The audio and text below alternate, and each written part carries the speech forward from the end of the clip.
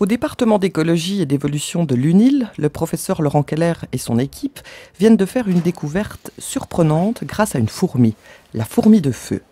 Leur découverte est publiée dans la prestigieuse revue Nature et en collaboration avec le CIB, Institut suisse de bioinformatique, ils ont découvert que l'organisation sociale de cette fourmi est due à un groupe de gènes liés. On savait déjà de travaux antérieurs qu'il y avait une base génétique à l'organisation sociale, et en particulier si les colonies ont une ou plusieurs reines. Et chez beaucoup de fourmis, en fait, on peut avoir des variations d'organisation sociale, et on pensait que c'était dû à l'environnement. Et ce qu'on a montré, c'est que c'est vraiment un groupe de gènes qui vont déterminer si dans la société, on a une ou parfois jusqu'à 50, voire même plus de 100 reines dans la même société. Un groupe de gènes liés à un comportement social, l'homme pourrait-il fonctionner de la même manière ?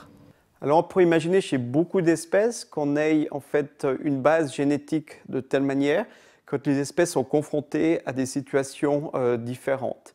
Et ça va être lié à l'écologie des espèces. Si elles ont par exemple deux endroits où elles peuvent se reproduire, il y aura peut-être des comportements, des morphologies qui seront bien pour un endroit ou un autre endroit.